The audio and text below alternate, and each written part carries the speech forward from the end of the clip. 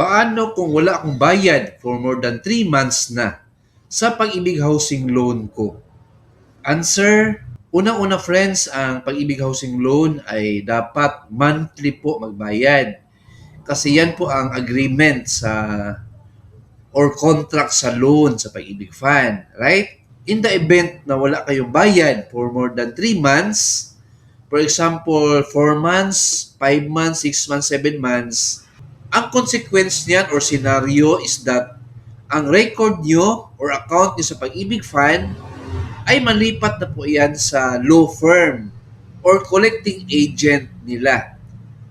So, medyo stricto po ang law firm. From time to time, makareceive kayo ng notice to pay.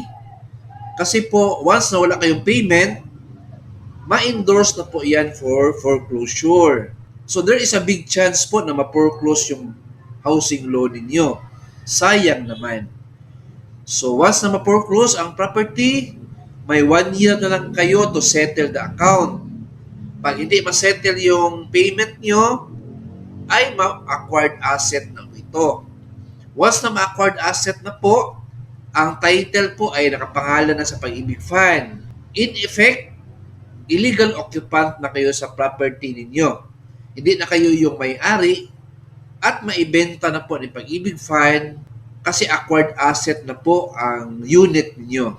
So, i-public bidding na po yan, open for bidding na mga interested housing loan borrowers. Kaya po dapat, ma'am and sir, monthly kayo magbayad sa Pag-ibig Housing Loan. See to it na hindi aabot ng 3 months na non-payment. Kasi i-endorse talaga ni Pag-ibig yan sa collecting agent yan na law firm. Ayan po. So, very clear po ang sagot. Pag 3 months na walang bayad or more, ilipat yung account ninyo from Pag-ibig Fund to the law firm or collecting agent nila. Ayan po. Thank you for asking this question. Hope na nasagot natin ang tanong. Keep watching my YouTube channel.